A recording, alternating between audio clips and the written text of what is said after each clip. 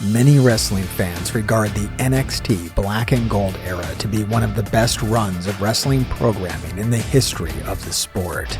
Starting with the NXT Arrival event in 2014 and punctuated by every takeover event until the pandemic in 2020, where that and some other factors led to its eventual demise. The Black and Gold era of NXT was truly defined by hot crowds, interesting storylines, historic matches, and most importantly, you never felt like you were wasting your time getting deeply invested. If you go back and watch the TakeOver pay-per-views, you'll notice that they absolutely delivered each and every time. You can't find a bad TakeOver. They simply don't exist. It was during this era that Malakai Black would make his major wrestling debut for NXT during an NXT TakeOver event in Orlando, Florida in 2017. And right from the start, he was absolutely captivating, like some unholy union of CM Punk, The Undertaker, and both of the Road Warriors. There never was, and there may never be, another quite like him. Black would be called up to the main roster on Raw at the start of 2019. He had a mostly aimless run before being released in the summer of 2021. Black had a few interesting team-ups and feuds while he was under contract with WWE, but it was obvious to anyone who had been paying attention that there were depths to Malakai Black that the WWE were only scraping the surface of. When All Elite Wrestling formed in 2019, talent from many smaller wrestling companies were eager to be a part of what was shaping up to be the first real competition that the WWE had seen since the collapse of WCW so many years before. This mass exodus of talent would see smaller companies like Ring of Honor be absolutely cleared out of talent that they were previously relying on to draw crowds. You combine this with a global plague shutting everything down, and it was dark times indeed. Brody King was one of those who signed a contract with Ring of Honor right before All Elite Wrestling would start forming, and would be held to that contract until the start of 2022, where he would eventually make his way to AEW. Buddy Matthews was right there at the start of the Black and Gold era of NXT, but he would not cross paths with Malakai Black as Matthews was called up to 205 Live, just as Malakai was making his debut for NXT. One has to wonder what might have been had the two been able to work with each other during this golden period in NXT. Would they have had an epic feud or have teamed up? We will never know. But what we do know is that 205 Live was a prison for talented wrestlers that the WWE had no idea how to showcase. Matthews would win gold in 205 Live, but it's not the kind of title that's coveted or has a great history. Matthews would eventually get called up to SmackDown in 2019, and after not doing much of note that year, he was then traded to Raw in 2020, where he would end up teaming with Seth Rollins and win the Raw Tag Team Championship. This was shaping up to be a decent run for someone who had come from NXT, and it was during this time that he would start a feud with Malakai Black. But it would end with Matthews being traded to SmackDown again, and a fucking romantic storyline with Rey Mysterio's daughter, and then he got released in the summer of 2021. How the WWE failed to properly push Malakai Black and Buddy Matthews is simply beyond me. To say the ball was dropped is a major fucking understatement. The best proof of this being what they had been able to do since joining All Elite Wrestling. Before the House of Black, there was the Kings of the Black Throne. Malakai Black came out of the WWE, and he hooked up with Brody King, who was coming out of Ring of Honor. And they hooked up in Pro Wrestling Guerrilla. They called themselves the King of the Black Throne, and this was the coolest thing that ever happened, right? Oh yeah, yeah, it was so sick. I think they had actually teamed up earlier as like before either one of them were like super big names, and they kind of went their separate ways. Yeah. Malakai, of course, went to NXT and WWE, and Brody King floated around the upper indies, ended up being in Ring of Honor with the Villain Incorporated or whatever. That's right. And then whenever they both kind of broke away from those more serious commitments, they reunited in PWG, and just immediate, like, it was such a cool moment to see the lights turn out and come back on, and there they are. And I've watched some of the matches back, and they just went to war, dude. I love independent Malakai Black, and everything I've seen from Brody King has been wonderful. I missed a lot of Brody King's Ring of Honor stuff, which is weird, but everything I saw about that reunion was just magical. A really, really magical moment for the two of them. Well, it was rough for Brody King and Ring of Honor because all the heat went off of Ring of Honor when AEW formed. Mm-hmm. And Brody King was like one of their only draws left, especially after Villain Enterprises broke up because Marty Scurll got Thanos out of the scene. If you want to know more about what happened to Marty Scurll, make sure you check out that video on the channel and like and subscribe. And if you'd like to see more videos like this one, the best way to do that is to subscribe and ring that bell a few times until it turns solid. Apparently, if you just click it once, it's not good enough. Why isn't it good enough? I don't know. It doesn't seem fair, does it? What can I say? YouTube can be pretty unreasonable when it comes to these things. And here's the sad truth. Even if you subscribe and ring the bell until it promises to alert you when new videos drop, it probably still won't. So what will you need to do if you like this channel and you want to see all the videos released here is to go and get a 4x6 postcard and write to YouTube directly. Tell them that you very much like the videos on the Mr. Hartgrave from Parts Unknown channel, and please, please, please notify me when new videos drop. Short of that, my best advice would be to simply come back once a week and click on the videos tab on the channel and see what I posted this week and watch all the videos you haven't seen. Trust me, they're all super good, especially that 1-hour video on Will Ospreay that totally didn't break my brain and leave me a broken shell of the man I used to be.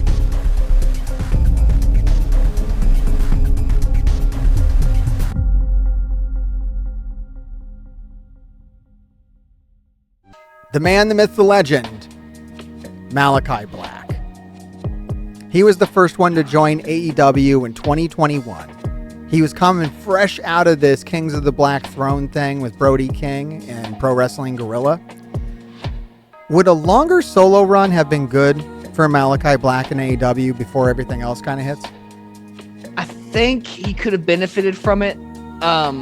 Because he came in hot. Like, he decimated Cody. Like, he came in looking like a force, and then almost willingly took a knee to do more tag team stuff, which that's kind of been the central theme for this whole bit here, is the House of Black is just three guys doing what they want to do, particularly Malakai. Like, it's just, they gave him an open canvas, and this House of Black and the Kings of the Black Throne and all of this run has been his painting, his masterpiece. It's his friends, it's his select members, it's who he wanted, it's his group. Everything about it just screams Malakai Black on your TV screen.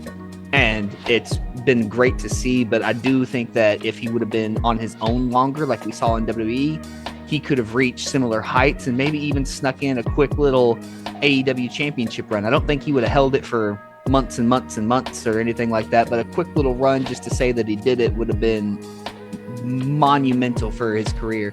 I think it would have quenched a lot of people's thirst, and there's a lot of people out there thirsty for Malakai Black and for him to really get his day, because he never really got in the WWE. It never happened. He got NXT. He had his day in NXT, but when he got called up to the main roster, I mean, he did fuck all. Yeah, it was like a tag team with Ricochet to start off with, and then a little gimmick with asking for people to fight him, and it never went anywhere. He was so hot in NXT. Oh my gosh, dude, that's where I found him, was in NXT. I was kind of At the time that I discovered Malakai Black, I was kind of brain dead to anything not WWE. Like if it wasn't right in front of me on Monday Night Raw, I really didn't know anything about it. I didn't know about the indies. I definitely didn't know about like other countries' indies because he was big on like the European scene. Yeah. So to see him show up and do his like rising up entrance, it was, he was the coolest. I was a big CM Punk guy, and I didn't really have like an alternative guy to really get behind until at the time Aleister Black showed up, and it was just game changing for me to be able to see somebody like that take it to another level in NXT. I wish I could play his theme from NXT. It's my ringtone and it's my alarm tone, and my girlfriend hates it. She hates it. It's one of the best. Oh, I love it so much. I mean, I told her the other day I paid best. $5 for it, and she got so mad at me. It's like, you paid for a ringtone? Like, yeah, I did. It's unfortunate he wasn't able to keep it. Because, I like the presentation that they have in AEW, but I think it's one of the few where it's like, when I went back and watched NXT, I was like, oh, I wish they kind of kept that one. That one's pretty damn good. It was so iconic. It was. NXT is interesting because one thought I had while putting this video together is that NXT was kind of like baby's first indies. Mm-hmm. It's like a very friendly way for you to kind of get into indie wrestling. Very, very cleaned up, very nice, very polished, still WWE, but like you kind of get it, kind of gets you into that, and you want to see more of it. Like it's fun to watch people find their legs. It's fun to watch people develop their gimmick. It was my preferred wrestling for a very, very long time. I didn't watch Raw or SmackDown. I didn't watch AEW when it first started. I just watched NXT. It was the perfect blend of WWE structure with indie freedom. And they were bringing in guys who were big that I either did know about, like Ricochet at the time. I watched a lot of Lucha Underground. Yeah. So I was familiar with his game and was excited. And they brought in people I'd never heard of before, like Aleister Black. Yeah. And it was just my preferred wrestling company was that like era of NXT. So good. So Malakai Black hung around AEW for a bit. He had his first feud with Cody Rhodes, and I believe, and I haven't heard a lot of people say this, but my belief, I went back, I watched it, my observation, Malakai Black's the reason why Cody Rhodes got booed out of AEW. I could see that being a factor. That's what it was, man. The AEW audiences loved Malakai Black. Mm-hmm. They loved Cody, but they didn't want to see Malakai Black lose. And it especially came down in New York at Grand Slam. That was the first time that Cody got seriously booed. There was a little bit before that, but it was New York City Grand Slam, him versus Malakai Black. And I think that Cody, I want to say he won that match, or at least he looked way too strong in it. Mm-hmm. And the crowd wasn't having any of that. They wanted the creepy tattooed guy to win. He's our guy. Here on the East Coast in New York City, this is the guy that we identify with. Not Mr. America, not Homelander. Malakai Black.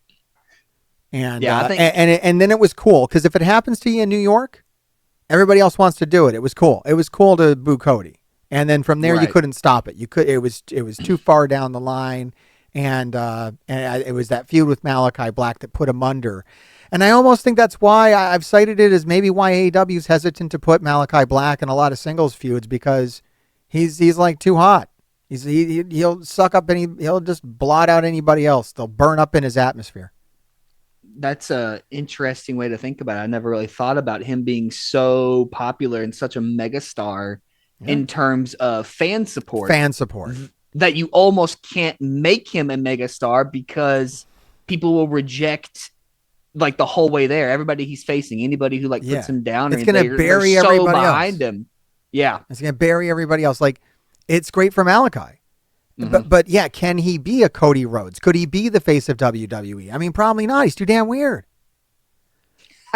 We've seen weird people be the top before. I guess the Undertaker must have had a run with the belt, right? Oh yeah, he had multiple. I can't remember it. That's a good point. I can't remember it, but I assume it happened. So yeah, I guess people want to see that from Malakai, but you got to wonder what kind of damage it would do to everybody else, because going against this guy, like, I don't know. He's done heel things. Oh yeah, Nobody cares. Nobody boos Malakai. It's never happened. I've never seen he's it. too damn cool. It's too damn cool. The guy's the coolest. It's the NWO Bullet Club effect. When you just get to a He's certain just too level damn of cool, you could come out and kick a baby, and just everyone's like, "Yeah, Yeah, spit the mist in the baby's face. Now the baby's gonna be evil and join the House of Black. I mean, it's basically what he did. yeah." He just kind of corrupted people with I mean, the black mist. I guess that's a good segue. So Julia Hart gets sprayed with the mist in 2021. Yep. I mean, Brody King joins in 2022.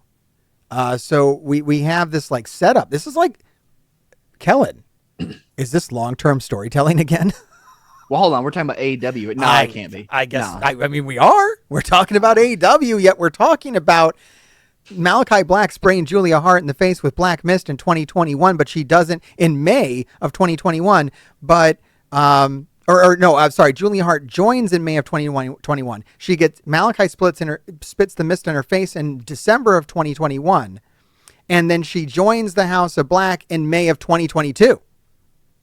It's like 5 or 6 months worth of storytelling, intrigue, and build. I don't think I even grasped how long of a gap there was It's a huge before gap. she actually like full blown joined. She did like a slow metamorphosis with like the eye makeup growing and the eye patch and this whole bit. And she was still a cheerleader, but her mood was changing. It was awesome.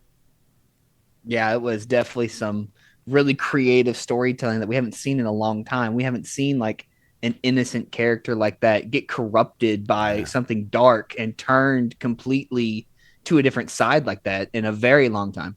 Yeah, it's cool stuff. And you're always wondering who the next one is going to be. And we'll talk about that later on, because that's kind of a thing you always wonder about the House of Black. It floats up every once in a while. Who's going to get corrupted next?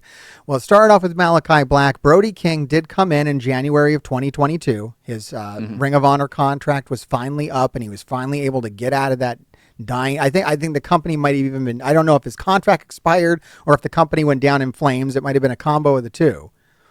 Now, like I said with Malakai, would a longer tag run, like just him and Brody back to the Kings of the Black Throne, would a longer run between these two guys as just a tag team been better before Buddy came in? Theoretically, yes, but at the end of the day, like they're still there.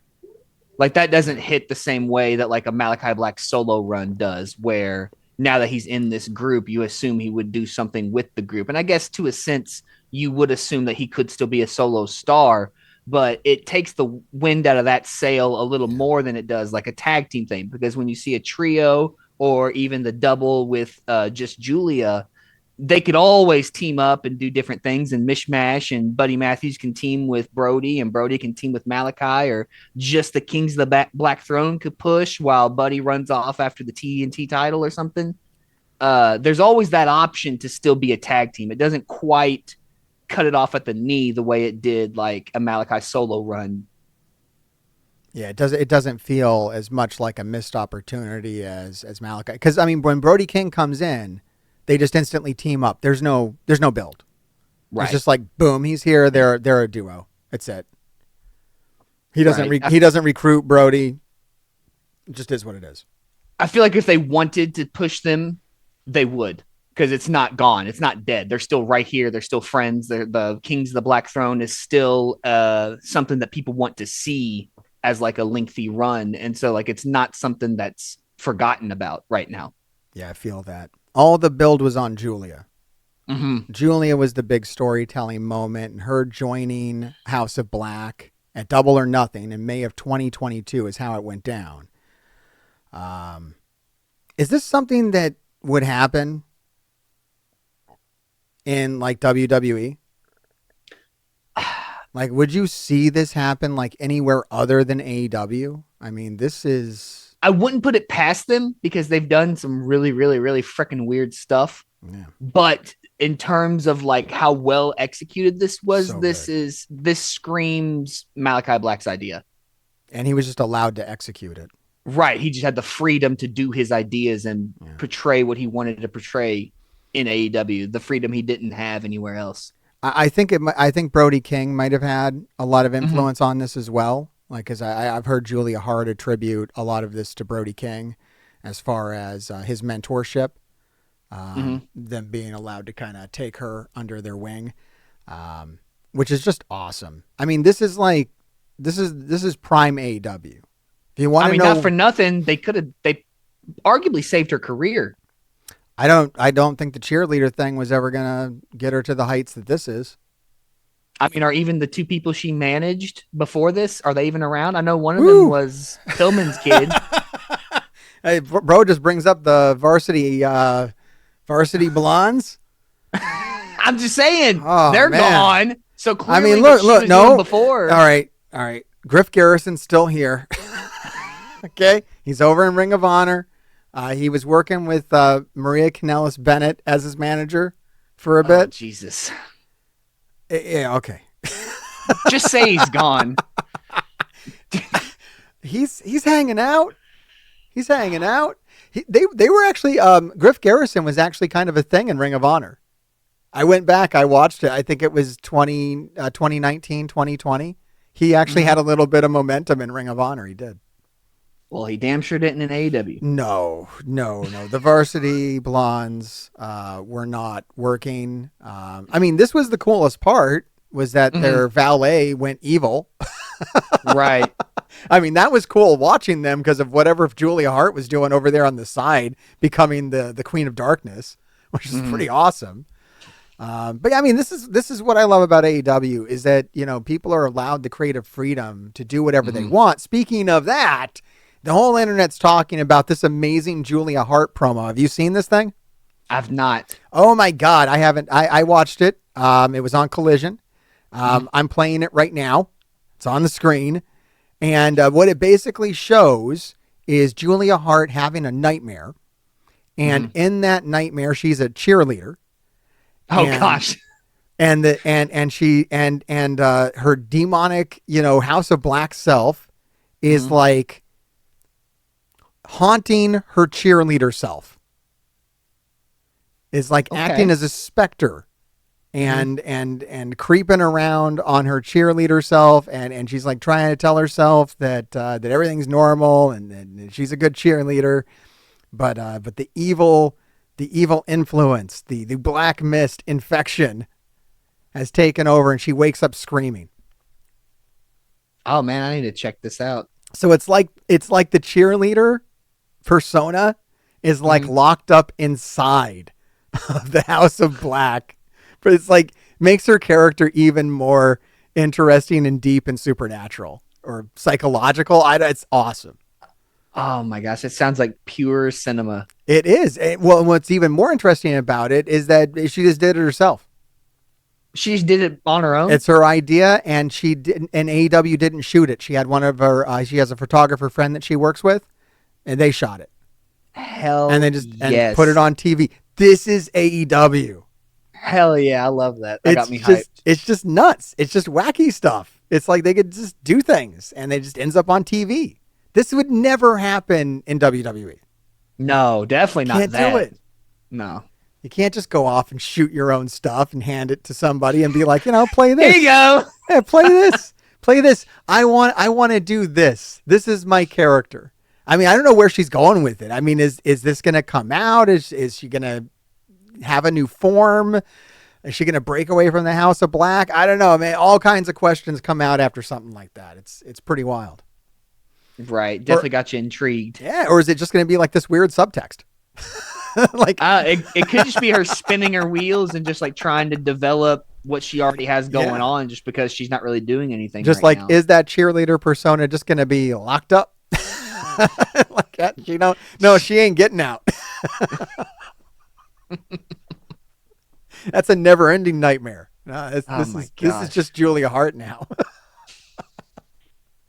I don't know, man. That's interesting. Julia Hart is definitely this is the faction working. We've talked about factions before. It's all about putting over the new person. My God, has House of Black maybe the single most effective faction of all time, because Julia Hart absolutely propelled. hard to argue that they're not at least top 5 the way that they To the took a moon. cheerleader Yeah, nothing and character. made her the main character of their faction and really Yeah. propelled her to another level. Wow. I mean, just going nowhere. Mm-hmm. Had this not happened for Julia Hart, that cheerleader thing, I mean, I would think released back Probably on the TNA. indies, out of wrestling entirely. You know, I don't know where it was going, but it wasn't going anywhere good. Now, before Julia joined, Buddy Matthews joined in February of 2022. I know you got stuff to say about Buddy Matthews. You know, and I talked enough about Julia Hart. Tell us about Buddy Matthews. Why is he amazing? Oh my gosh. I absolutely adore Buddy Matthews and everything that he has done up to this point. I loved his tag teams in NXT. Yeah. And mainly what I really loved was his series of matches with Malakai Black in WWE.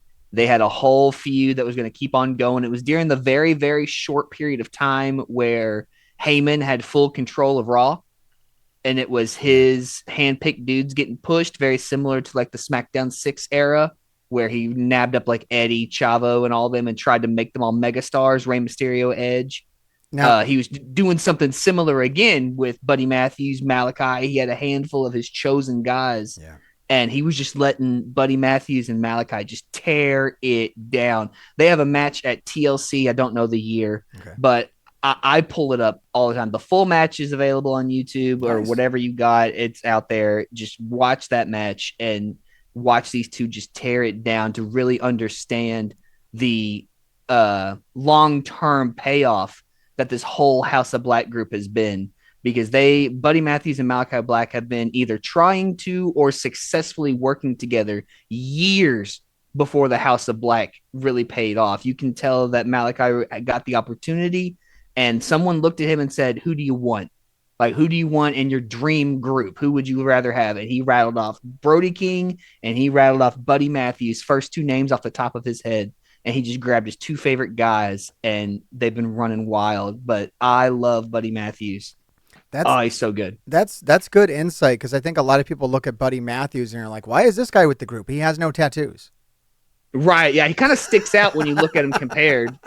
But I mean, he face paints up just like the rest of them. I mean, he's not. It's not that he's not into it. Anyway, you look at his wife too, because he's married to Rhea Ripley. Yeah. Where are your tattoos, buddy? They're not for everybody. Maybe he's waiting. I don't know. We got to get to the bottom of this. It just doesn't seem right. But yeah. Now Buddy Matthews was treated better in the WWE than I think Malakai Black. He did have a Raw Tag Team Championship run with Seth Rollins, I think around the time that you're talking about. But then at some point he was traded back to SmackDown and things kind of the wheels kind of came off. He was filling a very similar role to what he's filling now. Seth Rollins had his own little cult-like group there for a little bit during the pandemic era where it was like Buddy Matthews and the Authors of Pain and Rollins himself, who was like the Monday Night Messiah era. Okay. So there was more like championship success, but in terms of like on-screen like weight that he was pulling, it was actually less than AEW in terms of how much they let him do on his own. He was very much just one of Seth Rollins' cronies, and then after that group dissolved, they just had nothing for him. He was back on 205 Live and waiting for his release. Yeah, we talked about 205 Live. That's where he went after NXT, and that's not a good place to be. No, in hindsight, going back, I actually really want to watch it because there's a lot of guys on there that I really, really like. Oh, yeah. A lot of them are on this channel. I mean, we've talked about Neville, Pac. There's a lot of guys that have been on there, and it's like, oh, wow, they were in 205 Live. That's cool. Maybe that was worth watching, but nobody watched it when it was on. No, I didn't even watch it when it was on. It was a weird product that I don't know who was tuning in, who it was made for, or why it existed. It just seemed like a little prison where you put wrestlers that you didn't know what to do with. Right. It was just a little holding cell for your light heavyweight wrestlers to do something. There you go. All right. Well, that's the House of Black, everybody. That's the breakdown. Now let's talk about the group as a whole. There's been some other teased members of the House of Black. I don't know if you know about all of these. Pac, I just brought him up. Another 205 Live guy, right? They spit the mist in Pac's eyes. Do you remember this? No, I do now that you mention it. Yeah. I remember him having the black. He went blind. Yeah. It reminded me of Kenshi from Mortal Kombat. Yeah, he went blind for a bit, and that was a big part of his story. And it was kind of teased that maybe he was going to be a member of the House of Black. How would you feel about Pac being involved in this? I mean, now he's in a pretty dark group right now. Right. I think now the ship has kind of sailed. I wouldn't want to see him circle back right now unless something happened with Moxley's group later on down the line. But he fits this build of like people from Malakai Black's history or like someone that he would have ties to before the WWE or before AEW, before his rise up here. And he fits that bill perfectly. I don't know for a fact. For all I know, they've never said two words to each other before WWE, but on paper, two guys that made their name on the European independent scene, I could imagine they are decent friends. Yeah, I feel that. All right, here's one. This one. I think it's best that it didn't happen, but he did get the black mist. Cody Rhodes. Gosh. Cody Rhodes. Cody Rhodes in the House of Black, Kellen. No, if you can't beat him, join him. Do you think that would have got Malakai Black booed? Do you think that's what could do it? No, I don't know. I don't like that one at all. I mean, people did want Cody to turn heel. I mean, yeah, but not that kind of heel. I don't think people heel, not dark sorcerer. People didn't want Cody to be cool. Wouldn't he be cool with the face paint?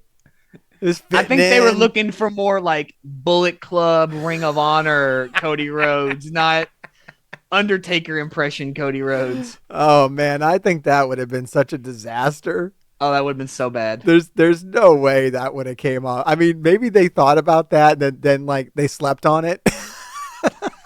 They woke up the next day like, yeah, fuck that. They woke up like Julia Hart. Oh shit! No, I can't do this. Pull the plug. That was a horrible idea. Keep it buried. Well, thank God that didn't happen. Now, one that struck me as interesting when I did my research on this, I don't even remember this, Dante Martin. Okay. Now, that one I could vibe with. I kind of love it. I mean, I think this was a missed opportunity. I mean, I did they do it just for the name alone? Because his name's Dante? Oh, right. That would have been sick. Yeah. Dante's Inferno sitting right there. There's a new finisher. Let's go. Oh, that and cool. now we have a high flyer in the group, which we don't got. We got something new here. We got a new aspect. It's interesting. That one would have been less of someone from Malakai's history. Again, I don't know if they've been friends for years. This would have been a new person to put him over. It would have been like maybe instead of Julia Hart, it was Dante Martin. Right, or both of them. Just get them both over. Who knows? It's a wild move. Oh, there's one that's kind of sitting there. I almost feel like it happened, like unofficially. Kyle Fletcher turned evil as hell. Yeah, and he even got infected. Like you can see him do like makeup and stuff where he looks like he has like some kind of demonic possession going on. Kyle Fletcher just turned evil all on his own. But maybe like the black mist kind of influenced him. He didn't full blown join the group. Here's the connection. So the biggest tease about the House of Black was Sky Blue. Okay. Because she got the mist from Julia Hart, and she got fully corrupted. That Sky Blue and Kyle Fletcher are an item. I did not know that. Well, if you go to bed with a member of the House of Black, maybe you get a little... Maybe you get a little secondhand.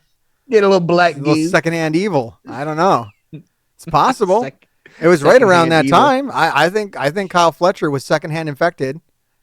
Julia Hart infected Sky Blue, and she passed it on to Kyle Fletcher. Like a virus, like one of those. Like an STD. Keep tabs it's on, like it's on like Rhea Ripley. Wait, I think it's an STD.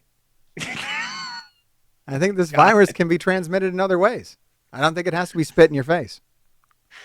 House of Black is an STD confirmed. Yeah, confirmed. Kyle Fletcher is evil now.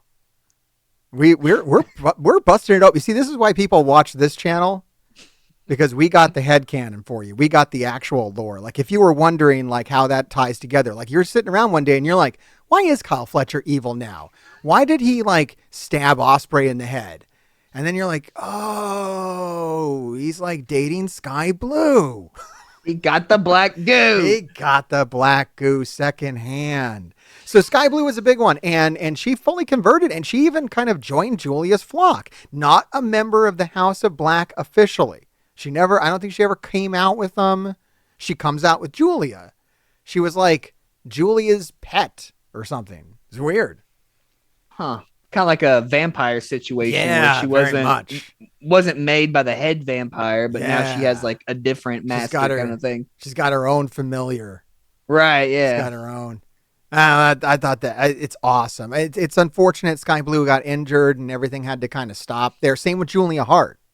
She should be close to coming back, though. That's why they were playing that vignette and everything. So I think she'll be back. Maybe even at the pay-per-view. Who knows? That'd be cool. Along with Sky Blue. So Sky Blue got misted. Also, Willow Nightingale got misted, but she fought it off.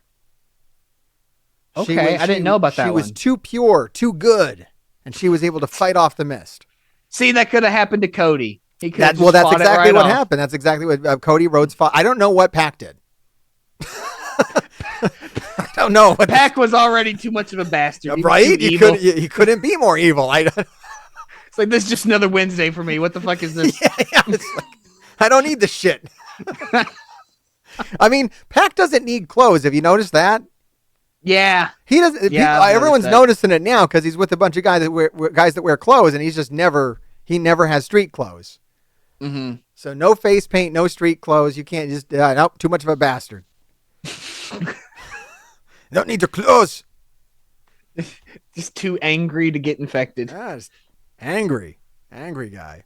Anyways, well, thank you so much for breaking this down with us, Kellen, and being a part of this video. Hopefully it'll get another 8,000 views like when we talked about the Hurt Business. Yeah, maybe lightning will strike twice. Wait, we're not stopping the video yet. There's more. We didn't talk about the man with the recent developments. That's all history. Jesus That's Christ. all history. Okay. Why do we gotta ruin it? Oh, we gotta ruin it. So Adam Cole has been running through the members of the House of Black. And Kellen Craven, my good friend, you have caught up. You have watched the matches. Let's start off with the match against Adam Cole versus Buddy Matthews. What did you think of that encounter? This one I didn't hate as much. It was definitely not my favorite. It wasn't. It has a higher rating on Cage Match. It was not the most egregious sin that we're sitting here with. The internet agrees with you on that one. It was not it. So give me your pros and cons about Buddy Matthews versus Adam Cole. What do you think? It did have a decent story of like Buddy Matthews being a little reluctant to go after the ankle and the foot. I like it at first, and then he got more frustrated as the match went on, and you could see him screw this and just started going after it with the leg DDTs and just having at it. That was definitely an up. I think it was a decent back and forth match. It wasn't one-sided. The crowd actually got into it. The involvement was there. The crowd kind of flipped the script. I mean, they were cheering Buddy Matthews. Right. Yeah. That's kind of the same in both of these matches. I'm telling you, man, it is hard to feud with the House of Black guys. It really is. It sucks being that over. They will burn you up. Well, it doesn't help that the other member of the match is doing something freaking stupid. Oh, my God. And, well, it's what they're cheering him do, too. Buddy Matthews is stomping on this guy's ankle, which has been... Yeah! Break his ankle! Buddy! I loved it. I mean, this is actually my favorite stuff in wrestling is when it goes off the rails, and it's just like, oh, yeah, live TV, baby. Right. And At least there was engagement. I love that they just let it happen. They don't try to doctor it up. They don't try to say anything. Commentary acknowledges it. They're like, well, this crowd seems to like Buddy Matthews. Right, yeah. They're really supporting Buddy tonight. Jesus Christ. And so the end of this is pretty rough. I mean, Adam Cole starts just walking away. Yeah, just He just is like, hey, you know what? I've had it. Maybe I can't come back. Right. And I guess and it did kind of work. The audience did kind of be like, oh, come on, Adam. Yeah. Then he just changes his mind and goes back to the ring. And, But what a sad way to get crowd support, though. I mean, that's not a cool move. Fine, I'll quit. You quit. win. No, Adam, come on. No, we like you. Your physique is fine. Come on, just come on back. Don't listen to Cody Rhodes. You don't have to work out, buddy. It's okay. Did you catch don't have this? A weird did you spray catch tan line on your knee pads? It's okay. But did you catch this? The Cody Rhodes kind of came out and buried Adam Cole. No, I didn't see that. Well, yeah, he there was no reason for Cody to do this, but there was some discussion. Adam Cole talked about body shaming and how that's been a little difficult for him or whatnot, and and then the next day, Cody Rhodes is like, "No, I think body shaming in wrestling is actually super cool, and you should do it. I want people to body shame me. In fact, it's part of the business. Go bulk up, bro." What a dick. Yeah, there's definitely a middle ground of not being an asshole and ripping people apart, but also realizing this is a business of vanity and maybe caring a little bit. Sure, but I mean, this is a guy coming off just like a horrendous injury, right? Accident. But wow. Yeah, we won't call it an injury because that wasn't injury implies he was doing something. Yeah. But yeah, and then Cody the whole time, all you want to say is like, you remember your dad, Cody? Do you remember your dad? Do you remember what a big star your dad was and how he looked? Do you just remember that? Just saying, Cody. Just saying. Maybe you can look however you look, and maybe it's not all about your looks, Cody. But But look, Buddy Matthews looks great. Adam Cole looks like me, literally has the physique of me. So I kind of do get it. Mm-hmm. Like, how does Adam Cole win?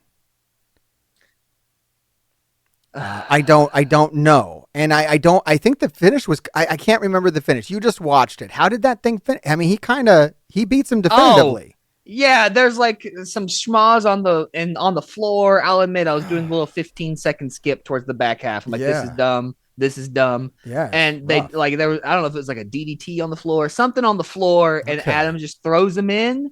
And as Adam follows him in, Buddy Matthews is fed to the middle of the ring on his knees, waiting for the last shot to the back of the dome. The boom. I mean, I guess the House of Black is trying to give the little guy confidence. Is that what? Is this storyline victories? Like they're giving it to him? All right, let's get over to Malakai Black because that makes it more clear. Like, okay, the Buddy Matthews thing happened, and now it's time for Adam Cole to fight Malakai Black because he has to get 3 wins. This story, I swear to God, he has to get 3 wins so that he can face MJF at Full Gear. Like I'm supposed to believe that isn't going to happen. And what the fuck are you doing? That's no point. And then Roderick Strong also needs to get 3 wins. And if they both get 3 wins, then it's a 3-way. Well, I guess it's going to be a 3-way dance, guys. Yeah, there's no way that why make that a thing? Oh my God. And, there's no way they do that and it not happen. I mean, look, they're trying to put some story in. They're trying to make it interesting. I mean, they're failing, but they're trying. So Malakai Black is scheduled at the end of the Buddy Matthews match. The lights go out. The lights go back up. He was shaking hands with Buddy Matthews. When the lights go back up, now he's shaking hands with Malakai Black because apparently Adam Cole doesn't get weirded out when someone else puts his hand in the dark. I mean, look, you do that to me and I'm going to be what the hell? Who are you? But no, Adam Cole's just cool with it. There's a hand tray. Oh, maybe it was magical. Maybe they changed bodies. I don't know what the hell's going on, guys. So the match is set. It's Malakai Black versus Adam Cole. What'd you think, Kellen? Oh, this was dog shit. The internet hated this. This was so you already people reject anything that seems like Malakai Black getting buried because he's just so over. Exactly. Nobody wants to see him go out there into a match that they know that he's match number 2. Oof. Like this is you're in the middle. You know for a fact if they Yeah. got the first one, they're damn sure going to get the second one, and then the real story will be on the third one. Do they get it? Do they not? What happens there? So this was like a sure to a confirmed Adam Cole is going to win as you could possibly get. And who do they put in that spot? Malakai Black, the one that everybody wants to see succeed, and they put him in a guaranteed loss match. Everybody wants to see a solo run, like a dominant solo run, not just like they want to. I don't know. Maybe the TNT Championship is where he should reign for like a long time, like a real long run with it. Yeah, I don't know. That could work if it's done properly, but I feel like anything short of the AEW Championship is just not good enough. Gotta have the internet wants him to be the champ. I feel it. Look, before he goes, it should happen. Oh, 100%. I'm not. I'm in agreement. I'm the internet. I agree. He's awesome, and he's earned it. I mean, this guy, he should have had something better in WWE. He had all that heat on him in NXT, and then it just all fizzled out in WWE. And when he came into AEW, I think the expectation was, hey, we're going to make it right. Kind of like Samoa Joe. Right. Yeah. Like we made it right with Samoa Joe. We made him champ. He never had his day. Had all that heat in NXT, all that in Ring of Honor, and then he kind of fizzled out in WWE. They brought him in, boom. It took him a while. Hey, maybe it'll take him a while. Seems like it's taken way too damn long. Yeah. We certainly don't like to see him squashed by Adam Cole. Now, the internet's actually improved its opinion. Last time I looked at this rating, there were less votes. Now there's more votes. It was at like a 4.5, I think I told you. Now it's at a 5.5. But I don't think it's deserved to go up. No. I don't know what it was improved before it. Was right. How did that improve over time? I don't know. This was a bad match. No, everything about it was just not super great. The two guys involved clearly are two of the most talented men in the world. Yeah. But the story going in was crap. The guaranteed loss of the story for Malakai Black was crap. Even their timings and stuff, like the match wasn't super crisp from what I saw, which is really very out of character for both men. I think they're both excellent workers and everything about it. And then that freaking weird finish, and just people sat on their hands for the whole match. Like it was the most quiet match. That you got the reaction off of like really good knees, and supers got good. If you got the good sound and snap on your strikes, people got behind it, but they get behind that every single time for like the actual building of heat and momentum. Just nobody cared. They were so quiet. Everybody rejected this match, and I couldn't help but do the same thing. The Buddy Matthews match was much hotter for the crowd. Mm-hmm. Yeah, absolutely. Maybe they were off on the wrong, maybe they were cheering Buddy when they should have been cheering Cole, but at least they were into it. At least it was something. I think this one, everybody knew it was a foregone conclusion, and they were just checked out. They didn't want to see it. I'm looking at the positive reviews. It seems like the people who were leaving positive reviews watched a different match. Like literally someone saying it was the opener, and it's an hour in. This match was an hour into the show. That's not an opener. Right. Like you watched a different match.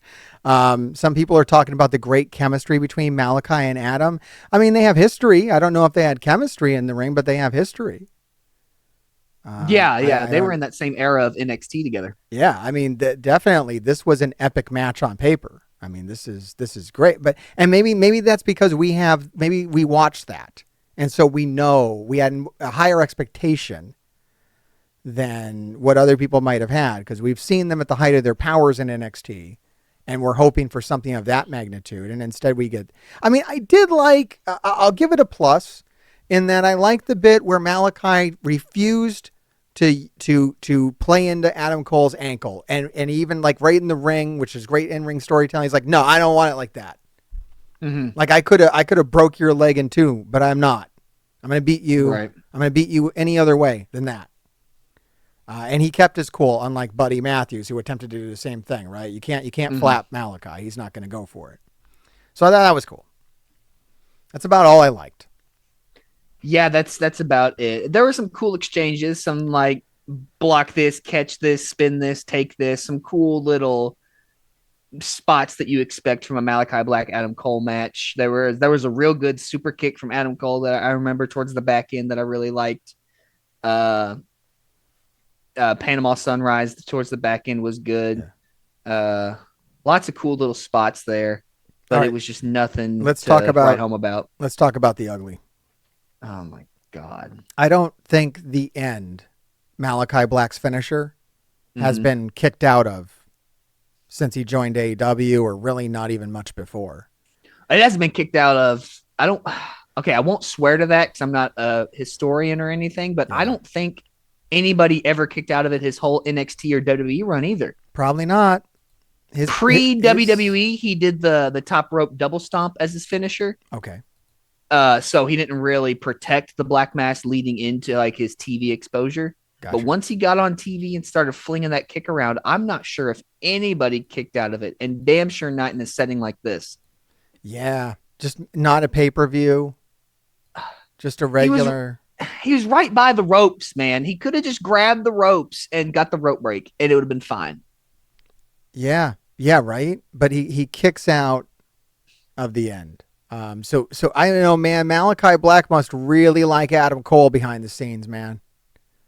Like, I'm sure they're close, but they gotta golly. be, because if you're gonna give up your finisher to a guy, I mean, talk to us about that. You're a wrestler. I mean, what does that mean? I mean, people maybe have heard it before, maybe they haven't, but like, it's like you wanna protect your finisher, right? Oh, I mean, yeah, at all costs, really. It's all you have. Once somebody kicks out of your finisher, it's no longer a finisher; it's a falsie. Yeah. So like you've seen people kicked out of it now. So like, yeah, does Malachi Black want to use a different finisher? That could be an explanation. It's possible. Now, I'm going to add another little nugget in here that's a positive. They seem to be doing a story of Malachi Black doubting himself. Sure. And if that's where we're running with this, then I'm a little less mad. Okay. Because what better way to start doubting yourself than to hit a move that beats everybody else, and now all of a sudden it's not enough on a random Dynamite? Against little Adam Cole. Right. Who really shouldn't be able to kick out of any damn thing. I mean, look, he's full of fighting spirit. Mm-hmm. Okay, he's full of fighting spirit. You know, I don't need a guy to look like, Buddy Matthews for me to believe that he can kick out of a finisher or anything else. Adam Cole has never been very big. No. At all. And I've never thought it was an issue. Now, he had a stretch here in AEW where like he seemed to like really just not care about it. And that like started to teeter the line for me. I mean, who the hell am I? Like, who cares what I think about your body? Like, it doesn't matter. I'm not here to body shame anybody. No. But I started to understand the criticism a little bit. Like, I can see if you want people to look a certain way, I can see why you wouldn't dig Adam Cole's current look. But like you said, he's been injured. He's probably been out of the gym. It'll get back to where he needs to be. I believe. I'm not too worried about that. But it's just like it's like a little extra that the guy who, as far as people who are in shape in AEW, is on the lower end of that spectrum, is kicking out of one of the most protected finishers that anyone's had. Mm-hmm. Like, I'm choosing to believe, like Rain Dragon saying here, but Black is about to go on a run. I'm choosing to believe this is going to lead to a mental breakdown and a reinvention. The whole thing is going to get flipped on its head. And maybe a new finisher. Maybe. I mean, look, wrestlers do it. Jericho's had many different finishers, right? We could be sitting here dancing around it, and we're literally about to witness a renaissance within the House of Black, and we get the Malachi Black world title run here not before too long.